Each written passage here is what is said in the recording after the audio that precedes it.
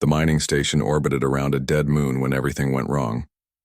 Captain Jake Miller was checking the equipment in the control room when alarms started screaming. The lights turned red, and the whole station shook like a giant hand had grabbed it. He ran to the main window and saw something impossible. A massive ship made of crystal and light had appeared from nowhere. Jake had been captain of Mining Station 7 for 3 years. He was just a regular guy from Earth who wanted to make good money in space mining. Now he stood frozen as the alien ship moved closer. It was beautiful and terrifying at the same time. The ship looked like it was made from purple glass with lights dancing inside it. His crew ran into the control room behind him. There was Lisa, the engineer, and Tony, the pilot, and a dozen other miners. They all stared at the ship with their mouths open. Nobody said anything for a long moment. Then the communication screen came to life. The face that appeared made Jake forget how to breathe. She was the most beautiful being he had ever seen. Her skin was pale silver and seemed to glow from within. Her eyes were violet like deep space nebulas. Her hair was long and white, floating around her head like she was underwater. She wore something that looked like armor made of starlight. She spoke and her voice sounded like music. "Hello humans, I am Princess Lyara of the Zalarian Empire. Your station is damaged and leaking radiation. We detected your distress and have come to help." Jake looked at his screens and saw she was right. The station reactor had been damaged by a meteor storm yesterday. They had been trying to fix it, but the radiation was getting worse. He had not sent any distress signal. But somehow these aliens knew they needed help. Princess Lyara continued speaking. "We mean you no harm. Captain Jake Miller. Yes, we know who you are. We have been watching humanity for some time. Your species interests us greatly. May we board your station to help with repairs?" Lisa grabbed Jake's arm and whispered, "How does she know your name? This could be a trap." But Jake looked at the princess on the screen and something in his gut told him to trust her. He pressed the communication button. "Thank you, Princess Lyara. We accept your help. Please dock at Bay 2. The crystal ship moved with impossible grace and connected to their station. Jake and his crew waited at the airlock with weapons ready just in case they did not know what to expect. When the door opened, Princess Lyara stepped through alone. She was even more stunning in person. Standing 7 feet tall, she moved like a dancer. Her armor sparkled with colors Jake had no names for. Behind her came 3 more Zalarians, all tall and graceful, but none as beautiful as her. The princess looked directly at Jake and smiled.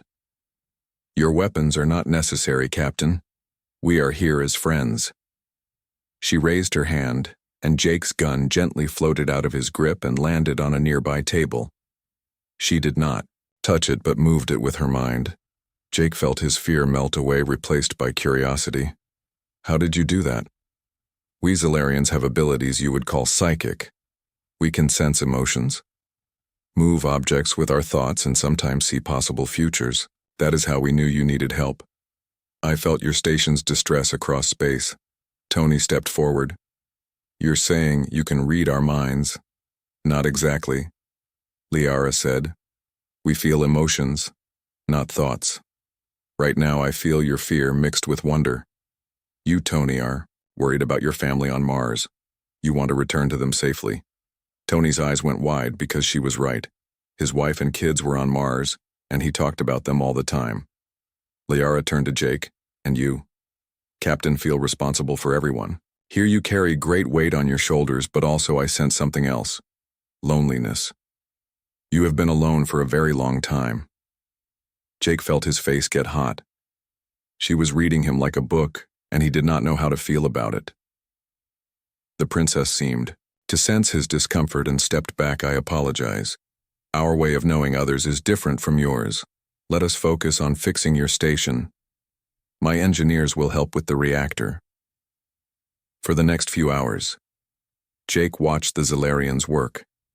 They used technology he could not understand, tools that looked like liquid metal that changed shape based on what was needed. They sang while they worked, and somehow their singing made the machines work better. Jake found himself standing next to Princess Lyara as she directed her people. "You said you have been watching humanity. Why she turned those violet eyes on him. Your species fascinates us. You are so young compared to the rest of the galaxy. Yet you spread across the stars faster than anyone. Expected you fight when you should run. You hope when you should despair. You love with fierce loyalty, even those not of your own kind. That sounds like you admire us, we do, she said simply. Many species in the galaxy have great power or ancient wisdom, but humans have something else. You have what we call the eternal fire, a spirit that refuses to be extinguished. Jake laughed. Well, we are pretty stubborn. She smiled, and for a moment, Jake forgot she was an alien. She was just a beautiful woman with an amazing smile. Then she touched his hand, and he felt that warmth again like sunshine. Your reactor will be fixed soon, she said. But I would like to stay longer to learn more about your people. Would that be acceptable? Captain Jake nodded probably. Too quickly, that would be more than acceptable. Princess, please, she said, call me Lyara. 3 days passed since the Zolarians arrived and the mining station felt different. The reactor was fixed, but Princess Lyara kept finding reasons to stay. She said she wanted to study human behavior, but Jake noticed she spent most of her time near him. The crew had gotten used to the aliens walking around Lisa. Even made friends with one of the Zolarian engineers named Korvax. He taught her about their crystal technology while she showed him how humans built things with metal and circuits. Jake was in the observation deck looking at the stars when Lyara found him. She moved so quietly he did not hear her approach until she spoke. You come here when you need to think, she said. It was not a question. Jake turned and smiled.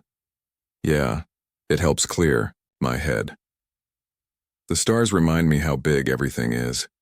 Makes my problem seem smaller. She stood beside him close enough that he could smell something like flowers and lightning. May I ask you something personal? Sure. Why are you alone? Jake Miller. You are kind and strong and intelligent, yet you have no mate, no family here. Jake sighed and leaned against the window. My wife died 5 years ago. Cancer. We never had kids. After she was gone, I came out here to the frontier. Easier to be alone in space than alone on Earth. Lyara placed her hand on his shoulder, and he felt that warm sensation spread through him. I am sorry for your loss. Among my people, we believe the spirits of loved ones become stars to watch over us. Jake looked at her surprised. That is a beautiful thought. My wife would have liked that. Tell me about her. Lyara said, so Jake did. He talked about Amy, how they met in college, how she laughed at his bad jokes, how she loved to paint, how she got sick and fought so hard, but lost anyway. He had not talked about Amy to anyone in years, but with Lyara it felt natural. When he finished, Lyara was quiet for a moment, then said, She sounds like she was full of the human fire you all carry, yeah? Jake said, wiping his eyes. She was. They stood in comfortable silence, watching the stars. Then the station shook violently.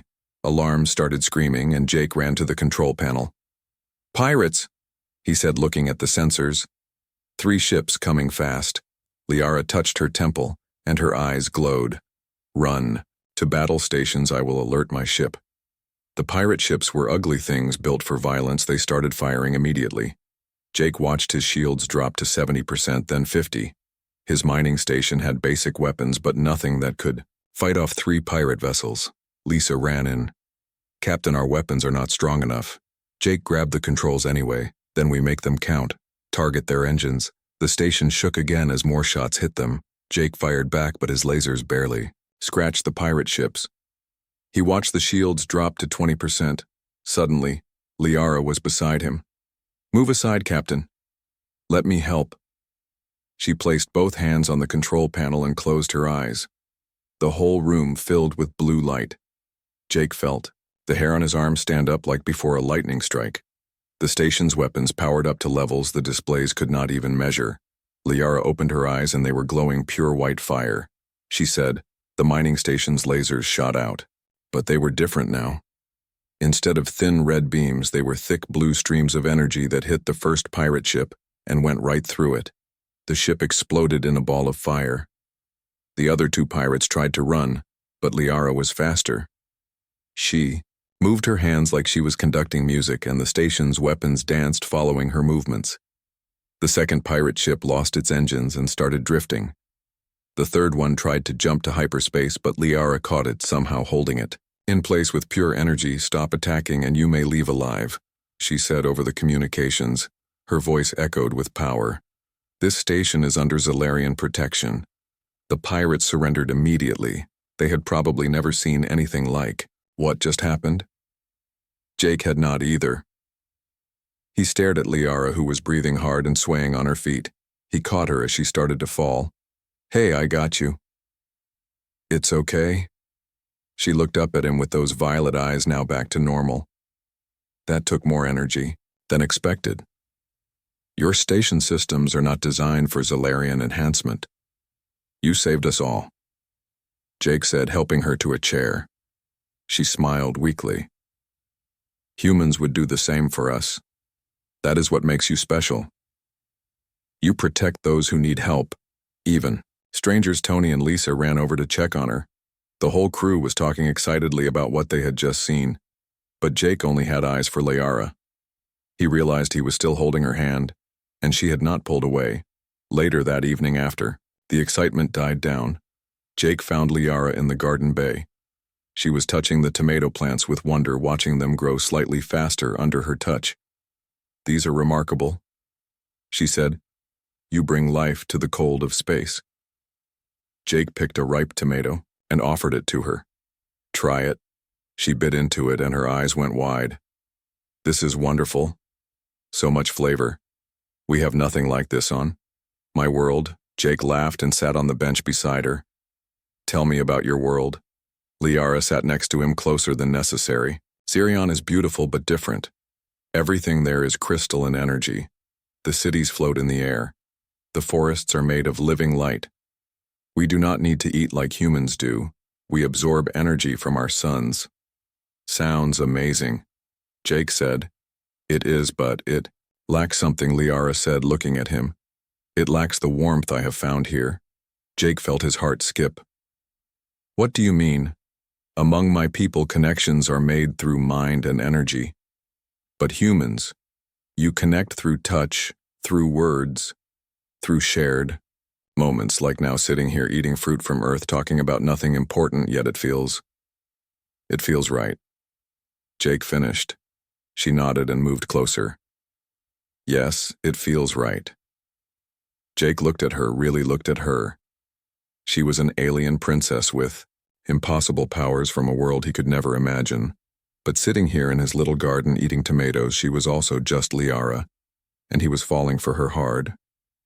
A week had passed since the pirate attack, and Princess Liara was still on the mining station. Her ship floated nearby like a guardian angel made of crystal and light.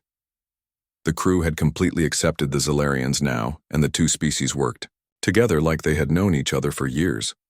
Jake was in his quarters looking at old photos of Earth when his door chimed. He opened it to find Liara standing there wearing something different. Instead of her armor, she wore a simple white dress that seemed to be made of soft light. "May I come in?" she asked. Jake stepped aside. "Of course, you look different." She smiled and entered his room. "I wanted to try wearing something more human. My armor is formal wear for my people. This is what we wear when we are relaxed. It suits you," Jake said, then felt stupid for saying it. She walked around his small room, looking at everything with curiosity. She stopped at his desk where he kept a photo of Amy. "Your mate was beautiful." Jake picked up the photo. "Yeah, she was.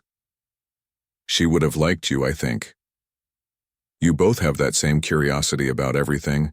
Liara touched the photo gently. "In my culture, we have a saying. The heart that has loved deeply can love again. It does not dishonor the past to embrace the future." Jake put the photo down and looked at her. "Are we talking about something specific here?" She turned to face him and her violet eyes were serious. "I must return to Zarion soon. My father, the Emperor, has summoned me, but I find myself not wanting to leave." Jake felt his chest tighten. "Why not? You know why," she said, stepping closer. "I have never felt this way about anyone not of my species. It should not be possible, but here we are." Jake reached out and took her hand, feeling that familiar warmth. Liara, I feel it too, but you are a princess and I am just a minor. We are from different worlds, literally. She squeezed his hand. Titles mean nothing to the heart.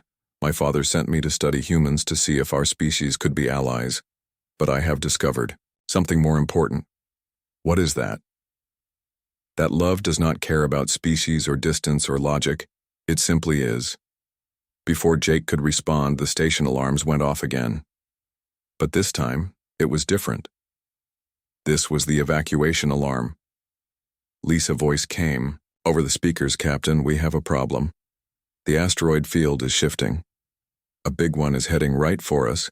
Jake and Liara ran to the control room. The main screen showed a massive asteroid 3 times the size of the station tumbling toward them. They had maybe 20 minutes before impact. Can we move the station? Jake asked. Tony shook his head. Not in time. The engines are not powerful enough. Liara stepped forward. I can stop it. Jake grabbed her arm. That thing is huge. It nearly killed you just, enhancing our weapons. She looked at him with determination. Then I will need help. Your crew and mine together. Human technology and Zalarian power. How? She turned to everyone in the room. Humans have something we Zalarians lack. You have incredible will, power. When you believe in something, nothing can stop you. I need you all to believe we can do this. Lisa laughed nervously. You want us to stop an asteroid with belief, not just belief. Liara said, action and belief together. Tony, plot a course to push us away from the asteroid. Lisa, reroute all power to engines. Jake, coordinate with my engineers. Everyone else go to your stations and do your jobs. But while you do believe we will survive. It sounded crazy, but Jake trusted her. He started barking orders and everyone moved. The human crew and Zalarian engineers worked together like a single unit. Liara stood in the center of the control room and began to glow. Jake felt something strange happening. The whole station started to hum with energy. He could feel the determination of his crew, their refusal to give up their human fire, as Liara called it. And somehow that feeling was being pulled into whatever Liara was doing. The asteroid got closer, filling the whole view screen. Liara raised her hands and the station engines roared to life with power they should not have. The mining station started to move faster than it ever had before, but it was not enough. The asteroid was too close, too fast. Jake made a decision. He walked over to Liara and took her hand. The moment he touched her, he felt everything, her power, her fear, her love for him and for his crew. He also felt the collective will of everyone on the station.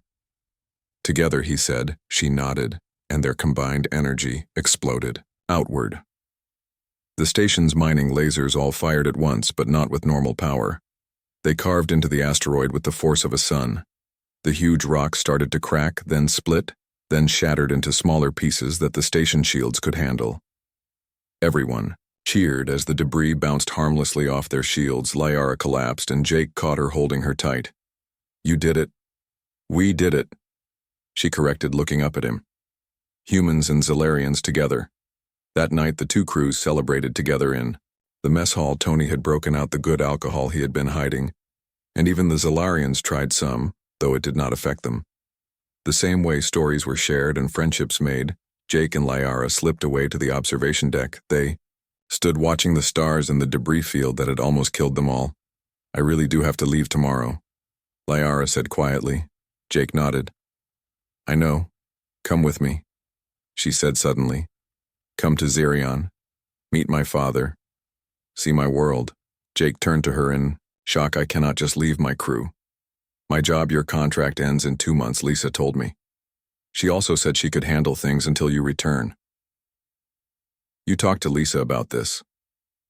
Liara blushed purple. I wanted to know if it was possible. I know it is a lot to ask. But Jake, I do not want this to end. Jake pulled her close. Neither do I. But visiting your world, meeting your father, the Emperor, that is huge. She put her hand on his chest, feeling his heartbeat. You humans have a saying. Feel the fear and do it anyway. Jake laughed. Where did you learn that, Lisa? Again, she admitted. She has been teaching me human sayings. She also taught me this one. She leaned in close and whispered, Hey, sweetie. Jake felt his face go red as Liara laughed at his expression. Her laugh was like music and he could not help but join in. Yeah, okay, you got me there, so will you come, she asked. 2 months had passed since Jake first visited Xerion. He had returned to the mining station to finish his contract, but everything was different now. He wore the crystal pendant Liara had given him, and every night they talked through a quantum communicator that let them see each other across the vast distance. The crew noticed the change in him. Lisa said he smiled more. Tony joked that he was in love with an alien princess, which was completely true. Everyone was happy for him except for the fact that he would be leaving soon. His last day on Mining Station 7 arrived faster than expected. The crew threw him a party and gave him a gift, a photo album with pictures from his 3 years there. At the bottom, Lisa had written, Remember us when you are living in a crystal palace. Jake was packing his quarters when the emergency alarms went off. Not the normal ones, but the military alert that meant something big was happening. He ran to the control room to find everyone staring at the screens in horror. A massive fleet had appeared near Earth. Hundreds of ships black and angular like broken glass. The Vorth Empire had come. The Vorth were known across the galaxy as conquerors who enslaved entire species. Earth Defense Forces were scrambling, but they were outnumbered 50-1. Tony looked pale. They are going to destroy Earth. Jake grabbed the quantum communicator and called Liara. She appeared immediately, and he could see she already knew. The Vorth have been planning this, she said. We just found out. They want Earth resources and human slaves. They think humans will be easy to conquer. Can Xerion help? Jake asked. Father is gathering the fleet, but we are 3 days away. Even at maximum speed, we will not arrive in time. Jake felt rage build in his chest. Then we fight without you. You cannot win, Liara said with tears in her violet eyes. The Vorth have destroyed civilizations far older than yours. Jake looked at his crew. They were all scared, but he saw something else in their eyes. That human fire that Liara always talked about. The refusal to give up even when facing the impossible. Maybe we cannot win. Jake said, but we can try, and we can make them pay for every inch. He turned to Lisa. Send a message to every human ship station and colony. Tell them Earth is under attack. Tell them to come home and fight. Captain Tony said, That is suicide. No, Jake replied. That is human. The next 12 hours were chaos. Human ships appeared from everywhere. Mining vessels, cargo, haulers, science ships, even private yachts. They all came when Earth called. The human fleet was still outnumbered, but not as badly. Jake had turned the mining station into a weapon. They strapped mining lasers to every surface and filled cargo bays with asteroids to use as projectiles. It was desperate and crazy, but it was something. The Vorth commander appeared on all screens, a creature that looked like a nightmare made of shadows and teeth. Humans, you will surrender or be destroyed. You have 1 hour to decide. Jake took over the broadcast on behalf of humanity, though he had no authority to do so. Here is our answer. We do not surrender, we do not run. We are humans, and Earth is our home. Come and take it if you can. The battle began immediately. The Vorth ships opened fire and Earth ships started exploding. But the humans fought back with everything they had. Mining ships rammed into Vorth cruisers. Cargo vessels dropped their loads, creating debris fields. Fighter pilots flew suicide runs. Jake coordinated his section of the battle. His mining station took hit after hit but kept fighting. Lisa had somehow made their shields stronger by overloading them. They would not last long, but they did not need to. They just needed to buy time for what he did not know. But humans always hoped, even when hope made no sense. 6 hours into the battle, Earth was losing badly. Half the human fleet was gone. But then something strange happened. The Vorth ships started pulling back, forming a defensive position. Jake looked at the long-range sensors and his heart jumped. A massive fleet was approaching, but it was not just Zalarian ships. There were dozens of species. The Altarians, the Bendazi, the Corellans, even the mysterious Senti had come. Liara's face appeared on screen. We may have bent a few laws of physics to get here faster. And we brought friends. How Jake asked. I told them about humans. She said, how you fight when you should run, how you hope when you should despair, how you protect strangers and make friends of enemies. They wanted to see this human fire for themselves. The Allied fleet engaged the Vorth, and suddenly the tide turned. The Vorth were powerful, but they had not expected the galaxy to unite behind Earth. As Jake watched species that had been enemies for centuries fought side by side to protect humanity. The mining station shook as another hit got through their failing shields. Jake saw a Vorth destroyer heading right for them. Weapons charging, Lisa reported that their last weapons were offline. They were defenseless. Jake stood straight. If this was the end, he would face it. Standing. Then the Vorth ship exploded, Liara's. Crystal ship appeared where it had been, her weapons still glowing. Did you miss me? She said over the comm. Jake laughed, half crying. Hey sweetie, perfect timing. Yes darling, she replied, I will always have perfect timing for you. The battle raged for 2 more hours, but the outcome was no longer in doubt. The Vorth retreated, leaving half their fleet destroyed. The cost had been high. Earth had lost many ships and people, but humanity had survived. 3 days later, Jake stood in the ruins of New York as alien ships helped with rebuilding humans, and dozens of alien species worked side by side. The galaxy had taken notice of humanity and decided they were worth protecting. Liara found him standing by the memorial wall where they were listing the names of those who died in the battle. Your people are remarkable, she said. Every species that came to help tells the same story. They came because humans had helped them before. Some small kindness, some ship rescued, some trade deal honored. Even when it cost you, you made friends across the galaxy without even trying. Jake turned to her. That is what humans do. We pack bond with everything. Even alien princesses who save our lives. She moved close to him. My father has made a decision. Zerion is offering Earth full membership in the Galactic Council. You will have access to our technology, our protection, and our friendship. That is amazing, Jake said. But what about us? She smiled. My father is also appointing an ambassador to Earth to live here permanently. Someone who understands both our species. Let me guess, Jake said, grinning. Liara pulled him close. I told you I would always return to you. They kissed as the sun set over the damaged but still standing city. Around them, humans and aliens worked together to rebuild. 2 hearts from different worlds had found each other, and in doing so had changed the galaxy forever.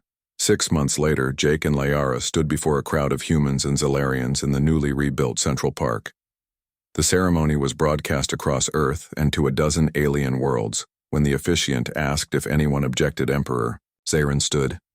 Everyone held their breath, then he said, I object to this taking so long, and sat back down to laughter. Jake looked at his alien bride and said the words that had become their private joke. Hey sweetie, ready to change the galaxy? She smiled, back with purple cheeks. Yes darling, always. They kissed and the crowd erupted in celebration. Humans and aliens together, cheering for love that crossed the stars. The age of Earth standing alone was over.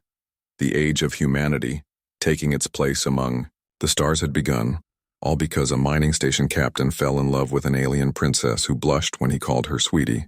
The journey to Zerion took 3 days through hyperspace. Jake had never traveled in an alien ship before. The Zellarian vessel was nothing like human ships. Instead of metal corridors and small windows, everything was open and flowing. Walls seemed to be made of solid light that you could see through if you focused right.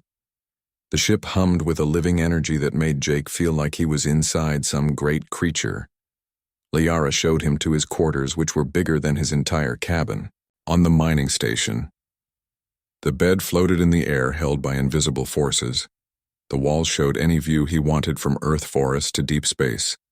He settled on a view of the mining station getting smaller as they traveled away. You are nervous, Liara said from the doorway. Jake turned and smiled. A little. I am about to meet your father, who happens to be the emperor of an alien empire. That is not exactly a normal Tuesday for me. She walked over and sat beside him on the floating bed. My father will, like you, he values honesty and courage. You have both. What if he does not approve of us? Jake asked the question that had been bothering him. Liara took his hand. Then we will face that together. But I think you will surprise him. Humans have a way of doing that. The next morning, Jake woke to find Korvax, the Zalarian engineer, at his door. Captain Miller, the princess, requests you join her on the bridge. We are approaching. Zarian Jake followed Korvax through the ship, passing other Zalarians who watched him with curiosity. He was the only human on board, and probably the first human many of them had seen in person. When he reached the bridge, Liara was standing at the center, surrounded by floating controls made of light.